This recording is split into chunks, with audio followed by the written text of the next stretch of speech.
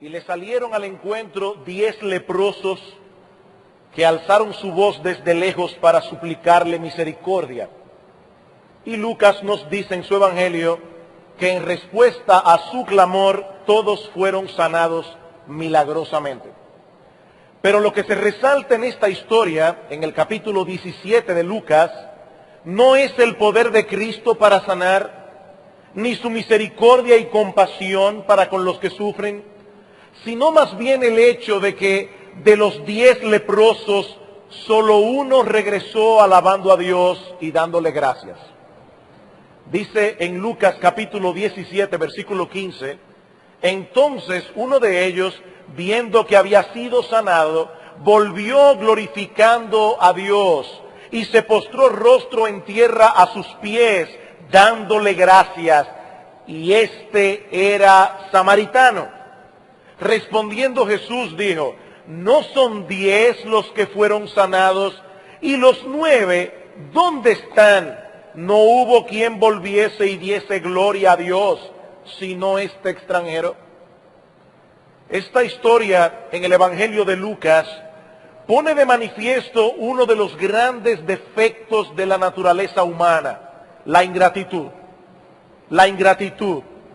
Ese es uno de esos rasgos de carácter que a nosotros nos molesta profundamente cuando somos los agraviados, pero que tendemos a mirar con ligereza cuando nosotros somos los ingratos. Pero Dios no considera este pecado como una falta menor. El Señor Jesucristo no tomó a la ligera la falta de gratitud de estos hombres que habían recibido un favor tan grande. Y ahora que nosotros estamos a punto de concluir el 2007, este es un buen momento para detenernos a considerar muchas de las bendiciones que nosotros hemos recibido en estos meses pasados, que hemos recibido de la mano de Dios, para que no seamos como estos 9 leprosos ingratos que no supieron responder adecuadamente al bien recibido. Y tal como avisó el pastor Salvador hace un momento, para ayudarnos en ese ejercicio de gratitud, quiero que me acompañen una vez más al Salmo 103 que leímos hace un momento. Libro de los Salmos, el capítulo 103. Este es uno de los salmos más hermosos del Salterio y el favorito de muchos creyentes. A diferencia de otros salmos, en este solo encontramos motivos de alabanza y de acción de gracias. Como una especie de onda que se expande en un estanque. El salmista va enumerando a través del salmo primero las bendiciones individuales y personales que él ha recibido de la mano de Dios en los versículos 1 al 5. Luego continúa con algunas bendiciones corporativas o comunitarias en los versículos 6 al 18, para concluir en los versículos 19 al 22 con algunas alabanzas o motivos de alabanzas universales. Era mi plan original estudiar el Salmo completo en la mañana de hoy, pero a medida que iba avanzando en mi estudio, me fui dando cuenta que yo no voy a poder pasar de la primera estrofa. Así que leamos una vez más los versículos 1 al 5 del Salmo 103. Bendice alma mía a Jehová y bendiga todo mi ser su santo nombre. Bendice alma mía a Jehová y no olvides ninguno de sus beneficios. Él es quien perdona todas tus iniquidades, el que sana todas tus dolencias, el que rescata del hoyo tu vida, el que te corona de favores y misericordias, el que sacia de bien tu boca, de modo que te rejuvenezcas como el águila. El salmista inicia este salmo haciendo algo que todos nosotros hacemos todo el tiempo: hablar con nosotros mismos. A lo largo del día, todos nosotros tenemos una intensa conversación personal, no audiblemente, porque las personas a nuestro lado pensarían que estamos locos, pero nosotros pasamos el día entero hablando con nosotros mismos. Nos decimos muchas cosas. Y de ese diálogo interno depende en gran medida nuestro estado emocional. Bueno, voy a repetir eso otra vez porque esto es importante. De ese diálogo interno que nosotros tenemos con nosotros mismos a lo largo de todo el día, depende en gran medida nuestro estado emocional. Lo que estoy diciendo es que lo que tú te digas a ti mismo en medio de una circunstancia particular es lo que va a determinar la forma como vas a reaccionar ante esa circunstancia y las emociones que se levantarán en torno a esa circunstancia. Es tu propio proceso de razonamiento lo que finalmente te ayudará a salir adelante en medio de cualquier situación o lo que terminará hundiéndote en el pantano del desaliento. El problema es que muchas veces nosotros no estamos tan conscientes de ese diálogo interno que se está llevando a cabo en nuestra alma y fácilmente confundimos nuestra perspectiva de la realidad con la realidad misma. Nosotros vimos algo de eso cuando estudiamos el Salmo 42 y el Salmo 43. El salmista tiene que callar a su alma y preguntarle: ¿por qué te abates, oh alma mía, y te turbas dentro de mí? Parece que en el salmista se estaba llevando a cabo un diálogo interno que lo estaba hundiendo en una depresión. Y el salmista tiene que detenerse, detener su propio proceso de razonamiento y decirse a sí mismo: ¿por qué te abates, oh alma mía? ¿Por qué te turbas dentro de mí? Bueno, en el Salmo 103 nosotros tenemos un caso a la inversa. Aquí encontramos al salmista ordenándole a su alma que traiga a su memoria todos los beneficios que ha recibido de la mano de Dios. Y que le alabe por eso, con todo su corazón, con toda su mente, con todas sus fuerzas. Nosotros no sabemos en qué circunstancias David escribió este salmo.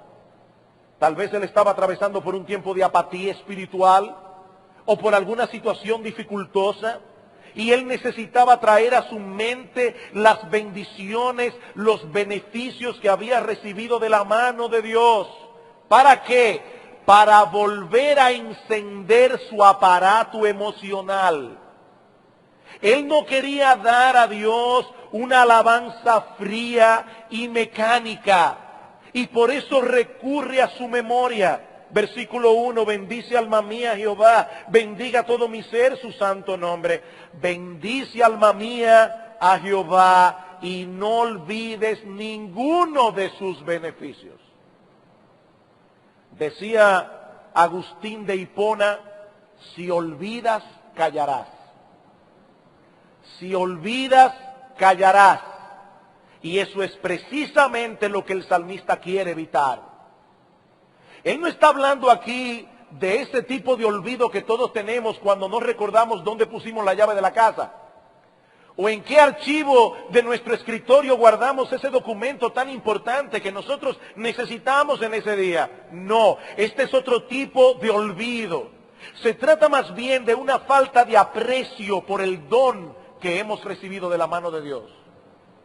Se dice del rey Ezequías en 2 de Crónicas, capítulo 32, versículo 25, que él no correspondió al bien que le había sido hecho, sino que se enalteció su corazón. He ahí el tipo de olvido del que está hablando el salmista. Otro ejemplo similar lo encontramos en Deuteronomio, capítulo 8, los versículos 12 al 14. Cuídate de no olvidarte de Jehová tu Dios, para no cumplir sus mandamientos, sus decretos y sus estatutos que yo te ordeno hoy. No suceda que comas y te sacies, y edifiques buenas casas en que habites, y tus casas y tus ovejas se aumenten, y la plata y el oro se te multipliquen, y todo lo que tuvieres se aumente, y se enorgullezca tu corazón. Y te olvides de Jehová tu Dios, que te sacó de la tierra de Egipto de mano de servidumbre. Me llama poderosamente la atención que tanto en el texto que habla de Ezequías como en este texto de Deuteronomio, el olvido y el orgullo están entrelazados. Y es que la gratitud del corazón es directamente proporcional, no únicamente al valor que le asignamos al don recibido, sino también al valor que nos asignamos a nosotros mismos. Hermanos, yo quiero repetir eso otra vez.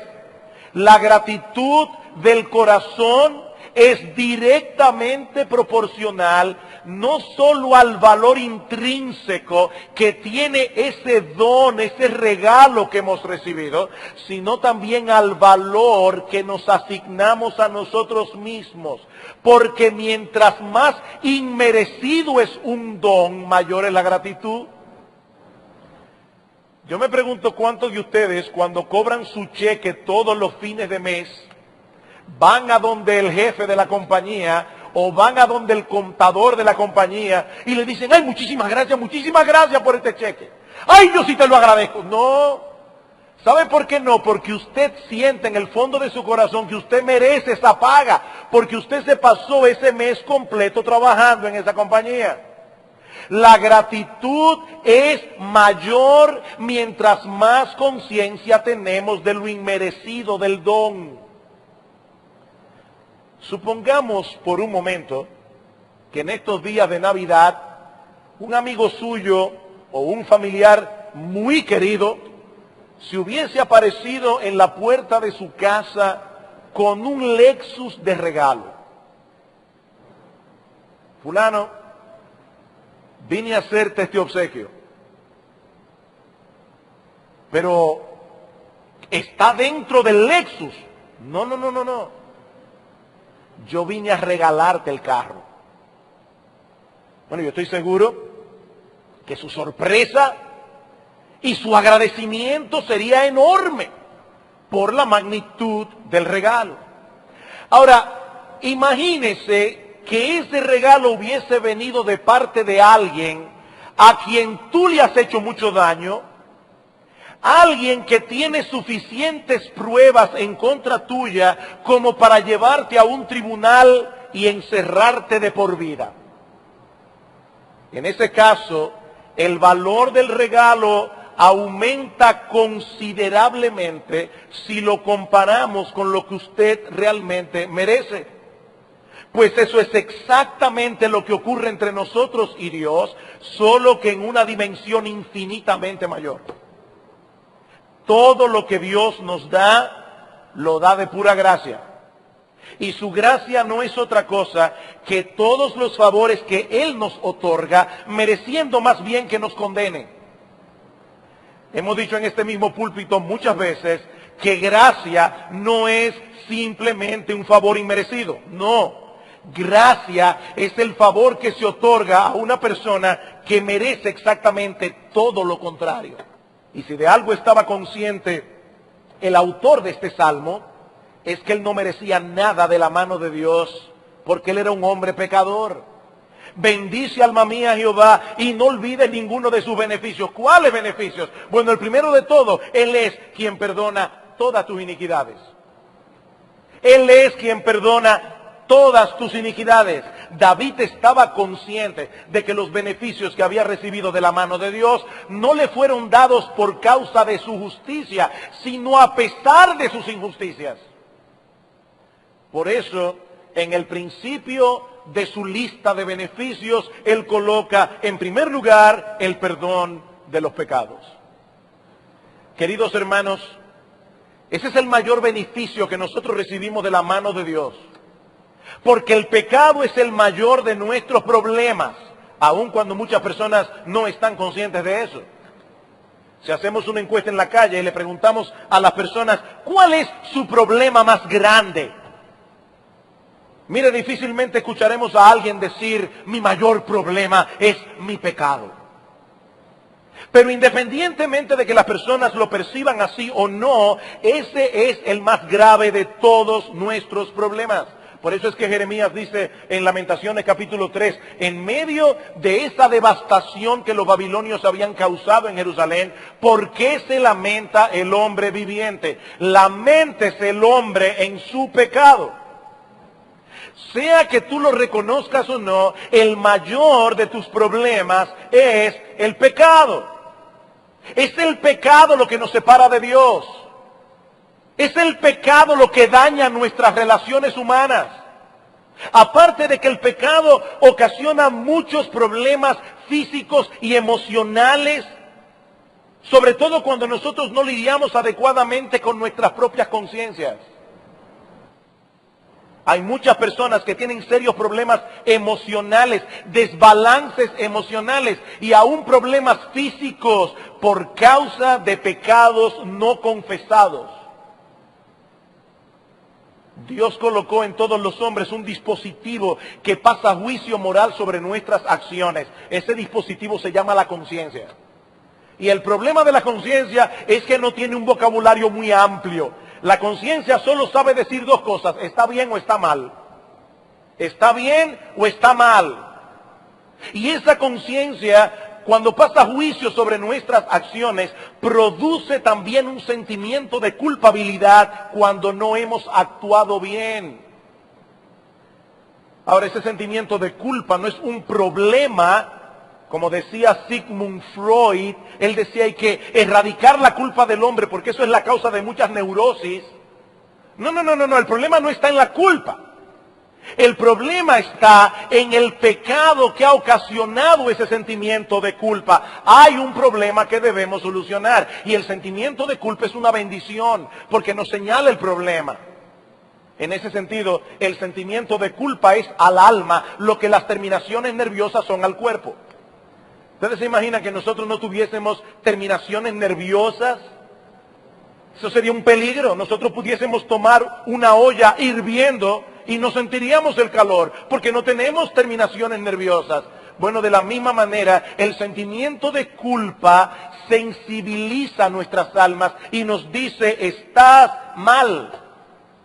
Hay algo que no está bien en tu vida.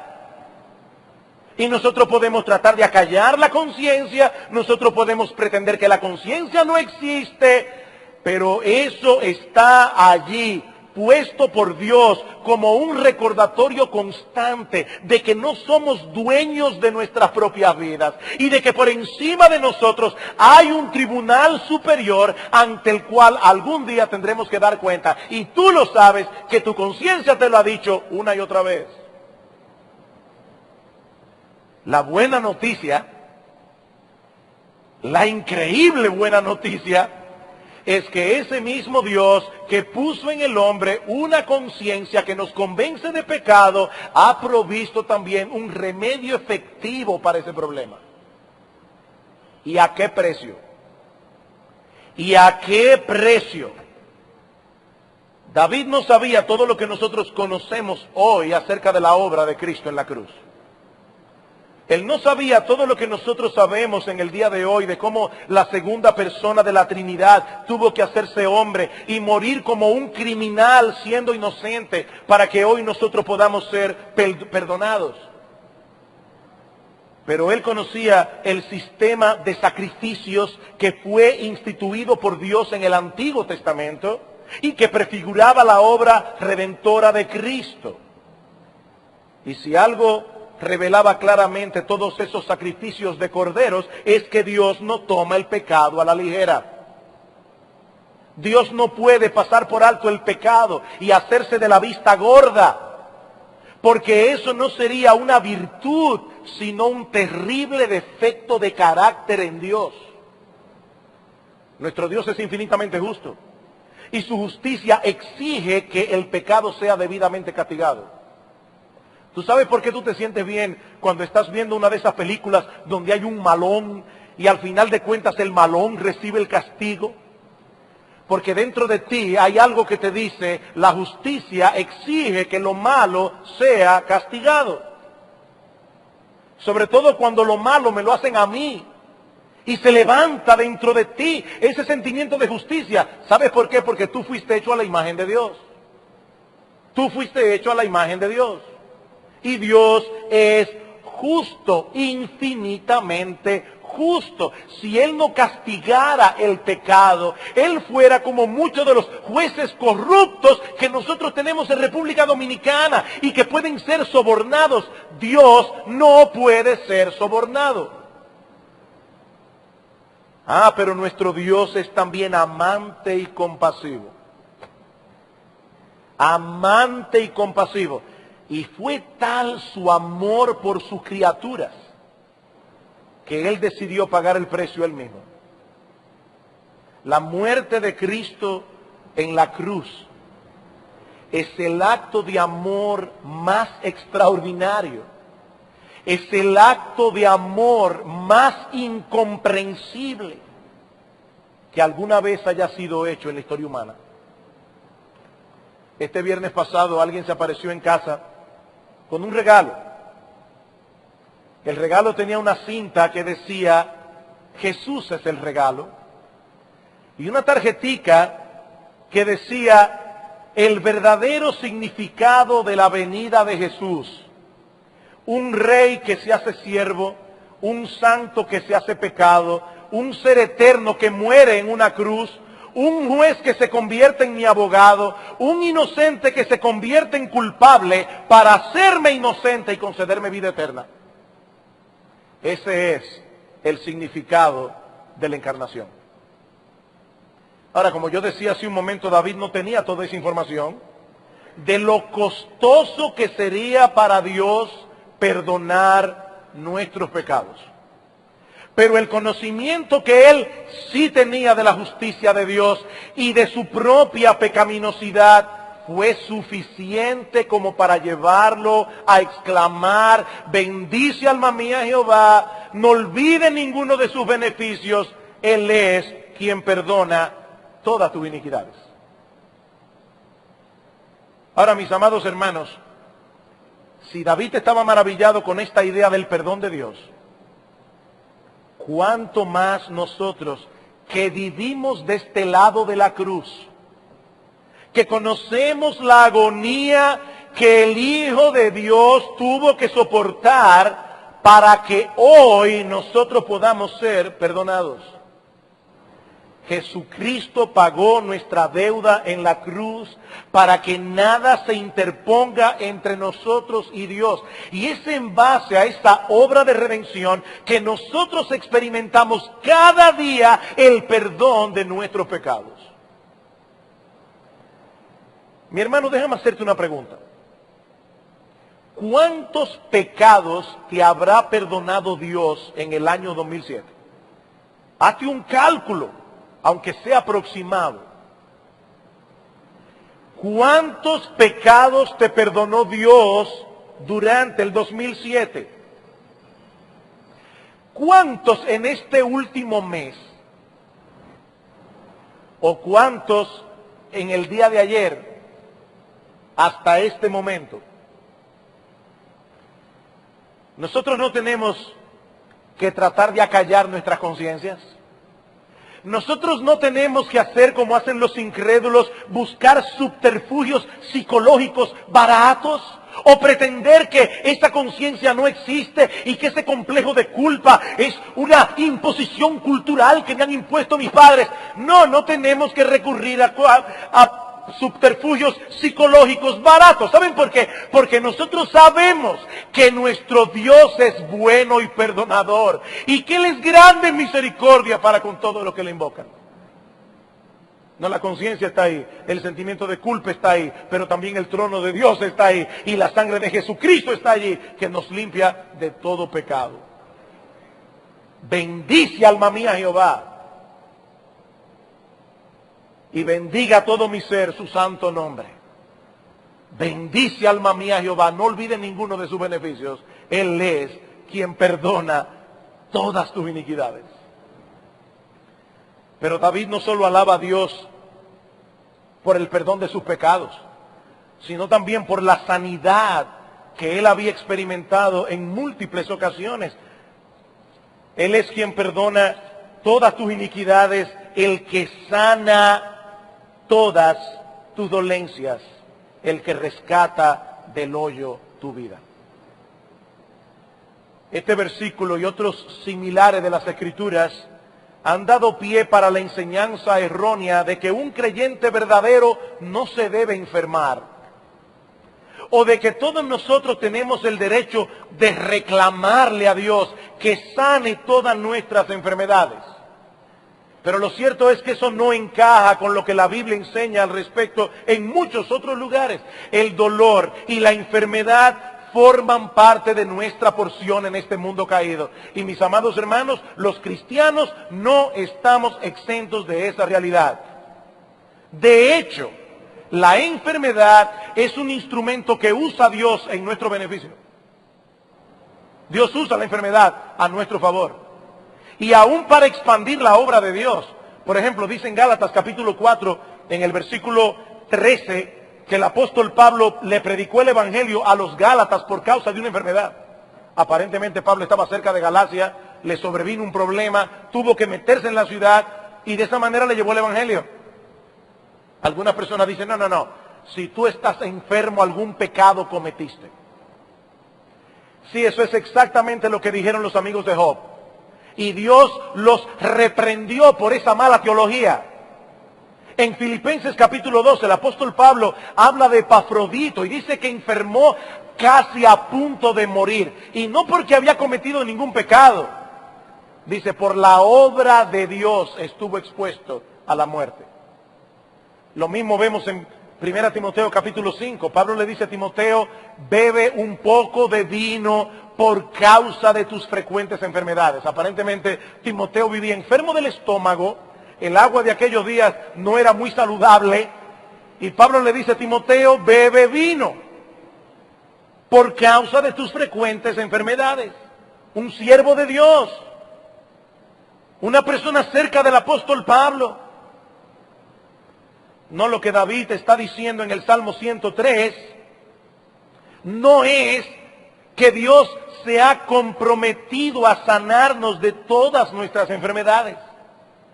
Lo que el salmista está diciendo allí es que toda sanidad física que nosotros experimentamos a lo largo de nuestra vida, en última instancia, es por causa de Dios. Es por causa de Dios. Ya sea que Él lo haga milagrosamente o a través de medios ordinarios como los médicos o las medicinas, Él es quien sana todas nuestras dolencias.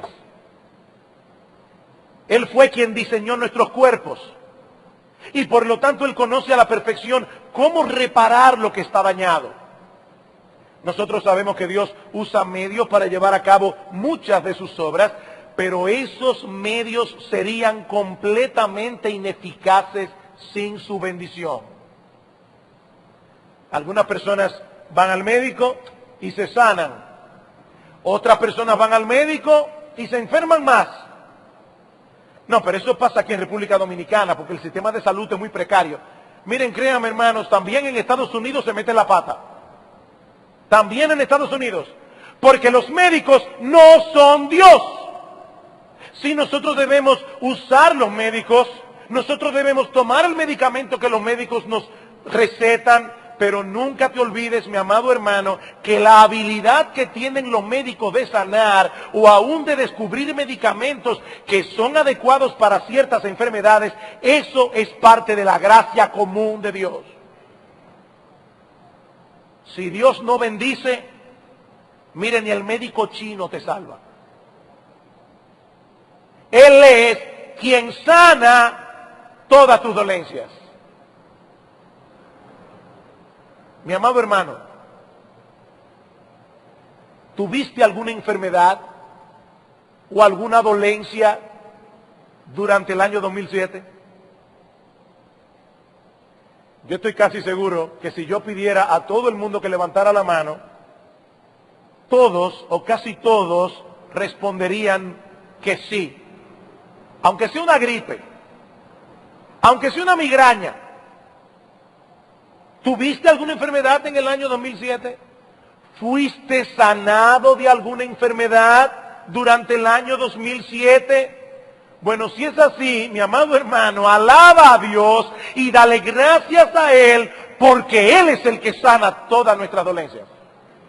Él es el que sana todas nuestras dolencias. Más aún, dice David, Él es quien nos rescata de la muerte. Versículo 3 una vez más. El que sana todas tus dolencias, el que rescata del hoyo tu vida. La Nueva Versión Internacional traduce esta frase, el que rescata tu vida del sepulcro. Algunos entienden que David se está refiriendo a momentos específicos de su vida en que él estuvo a punto de morir y Dios lo salvó en las fauces mismas del sepulcro. Otros entienden que él está hablando más bien de la certeza de la resurrección.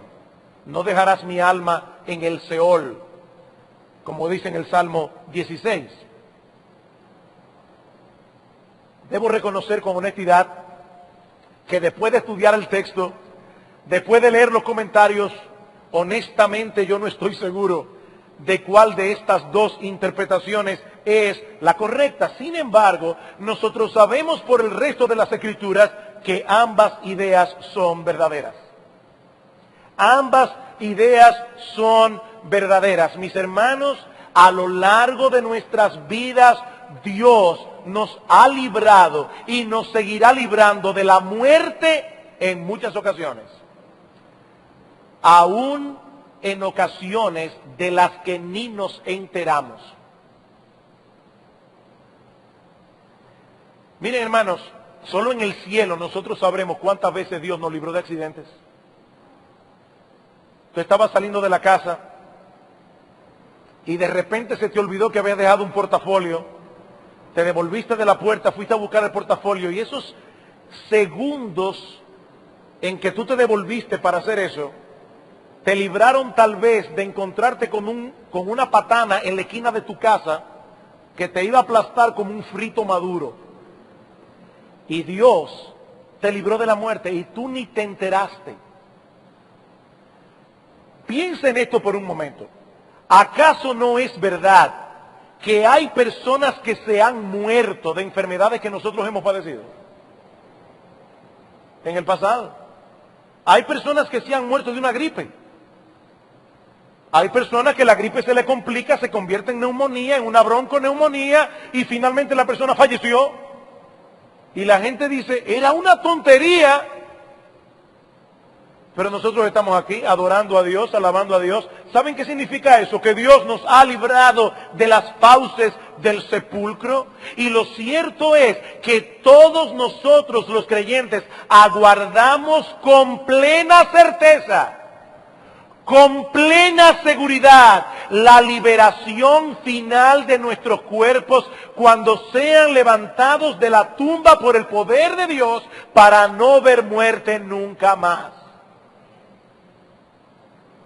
Por eso es que Pablo puede decir en 1 Corintios capítulo 15 que algún día nosotros miraremos de cara a la muerte y le diremos, oh muerte, ¿dónde está tu aguijón? Oh sepulcro, ¿dónde está tu victoria? Pero el salmista concluye toda esta sección con una declaración mucho más general. Versículo 4. Él es el que rescata del hoyo tu vida, el que te corona de favores y misericordias, el que sacia de bien tu boca, de modo que te rejuvenezcas como el águila.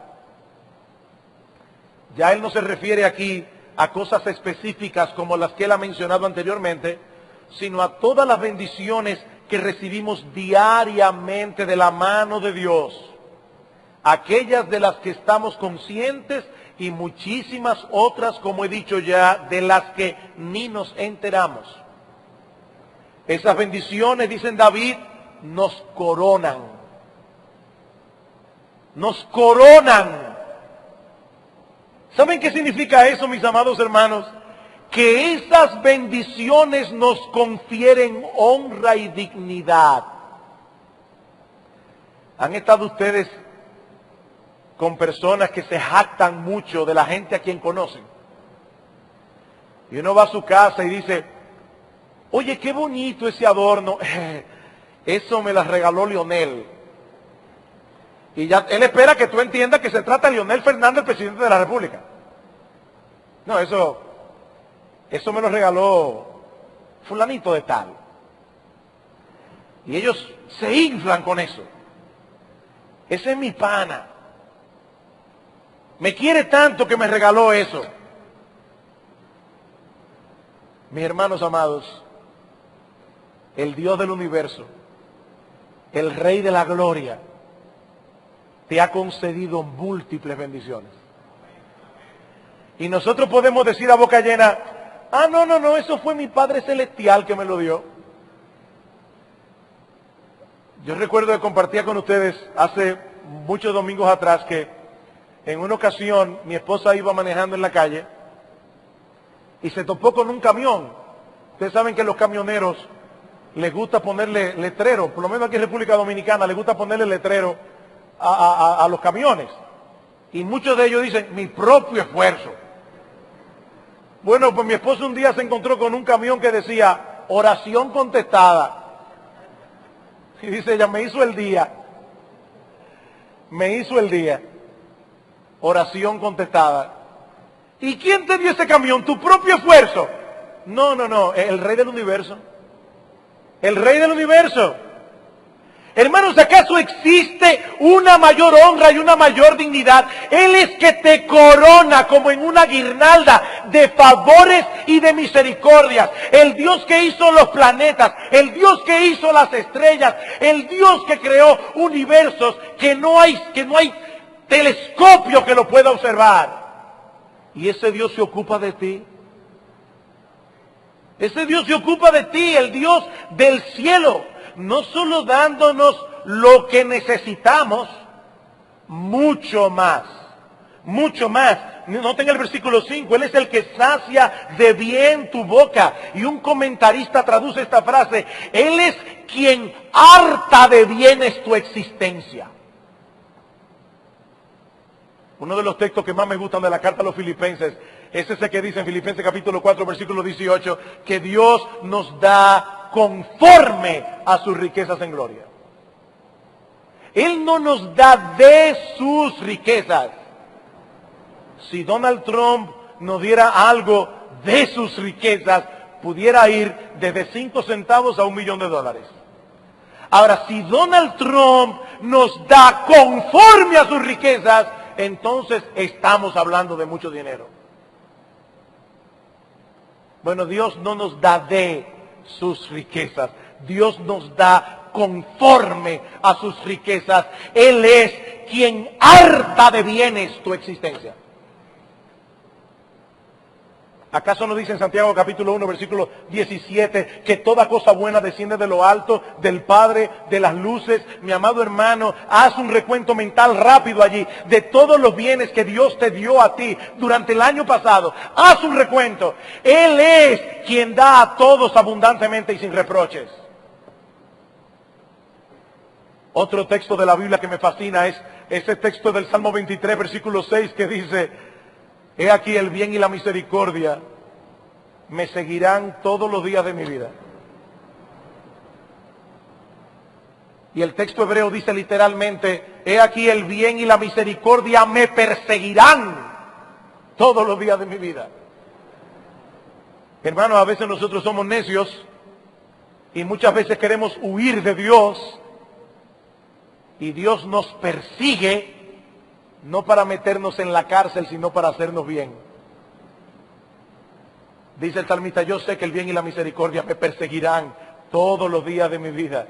Y por si eso fuera poco, en la casa del Señor moraré por largos días. Y es por todas esas bendiciones de Dios que nuestras almas se mantienen vigorosas y verdes a pesar del paso de los años. Por eso dice el texto, Él es el que sacia de bien tu boca, el que harta de bienes tu existencia, de modo que te rejuvenezcas como el águila.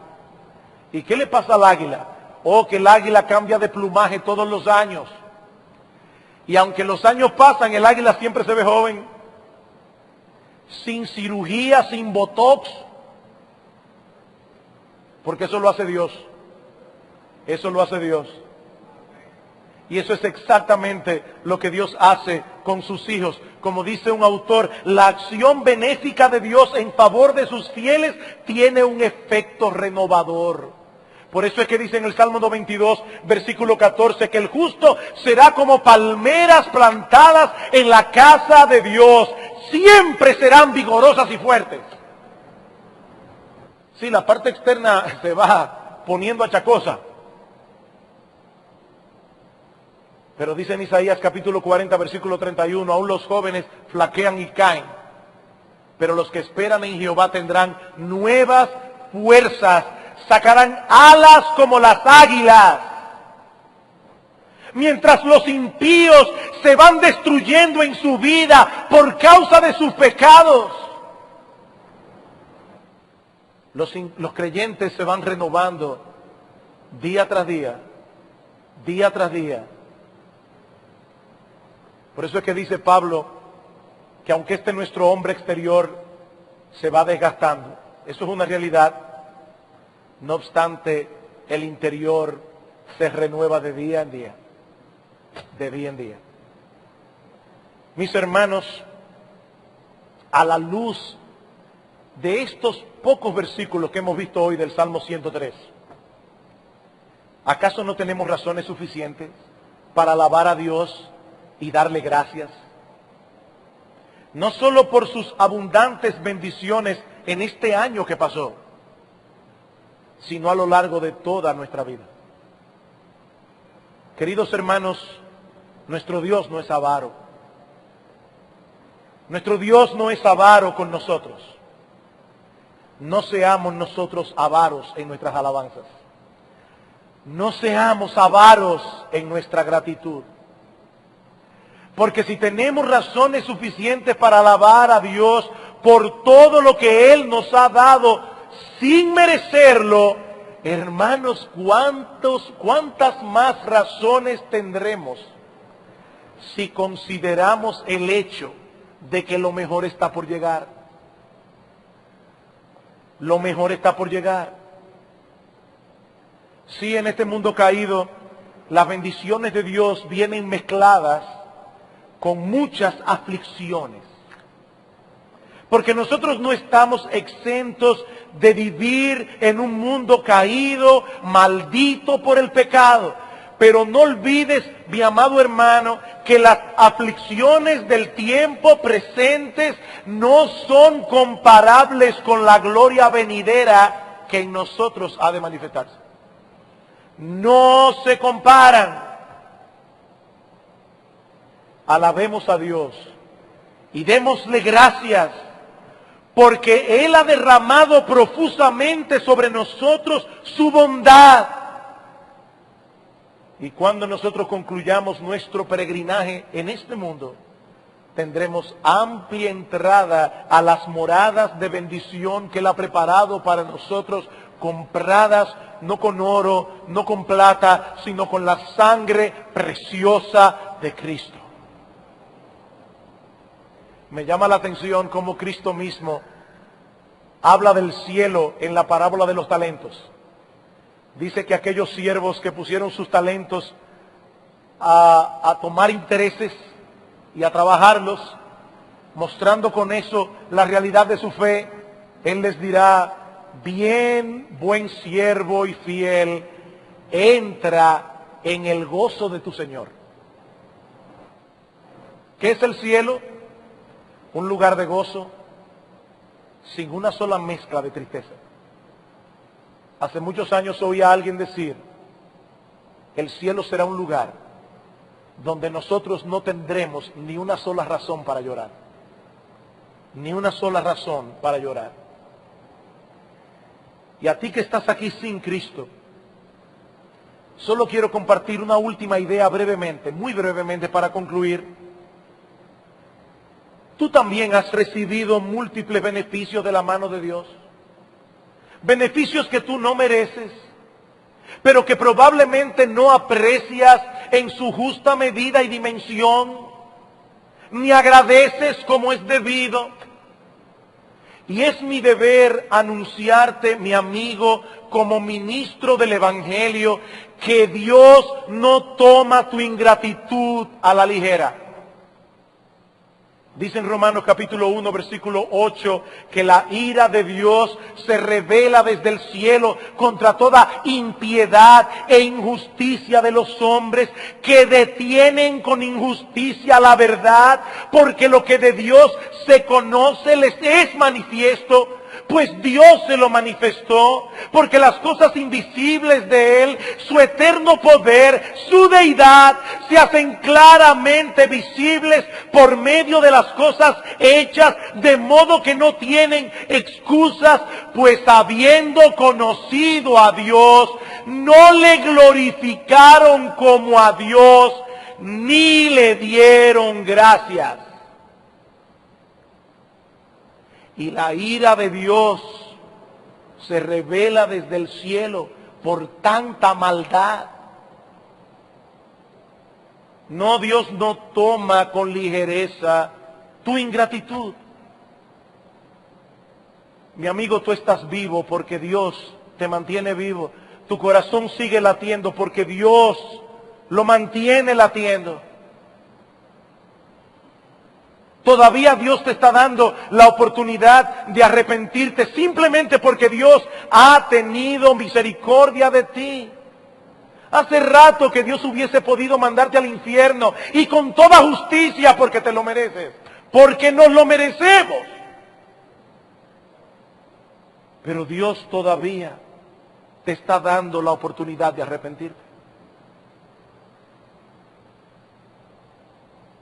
Pero yo debo también anunciarte la buena noticia de que a pesar de tu ingratitud, a pesar de que tú quieres acallar lo que es obvio, a pesar de eso, el mayor beneficio que Dios otorga a los hombres sigue disponible para ti. Hermanos, cuán grande es el amor de Dios. Cuán grande es la paciencia de Dios. Yo le comentaba este viernes a un joven, recordando de mi salvación, cómo yo me burlaba de Dios, cómo yo me burlaba de los predicadores, cómo yo me burlaba del Evangelio cuando yo era un impío. Y hoy me veo aquí predicando la palabra de Dios, esa misma palabra de la que yo me burlé tantas veces. Cuánta paciencia tuvo Dios conmigo. Cuán grande es su misericordia. Cuán grande es su compasión. Y mi amigo, Dios está teniendo esa misericordia de ti. El mayor beneficio que Él ofrece a los hombres es el perdón de los pecados. Y Él te ofrece ese obsequio hoy, gratis. Solo con venir a Cristo en arrepentimiento y fe. Jesucristo hizo posible con su muerte y su resurrección que pecadores culpables pudiesen ser perdonados y adoptados en la familia de Dios. Y ese beneficio se obtiene únicamente por la fe. Por la fe. Oh, quiere el Señor bendecir a muchos hoy con ese don inefable. De manera que muchos vengan hoy a refugiarse bajo la sombra de sus alas. Mi amigo, Dios es bueno. Para siempre su misericordia. No sigas huyendo de Él. No sigas huyendo de Él. Porque algún día, el día vendrá en que ya no podrás huir ni esconderte nunca más. Porque está decretado por Dios que toda rodilla se doblará y toda lengua confesará que Jesucristo es el Señor para la gloria de Dios el Padre. Ojalá, mi amigo, que tú no tengas que confesar eso antes de ser arrojado para siempre en el infierno. Vamos a orar.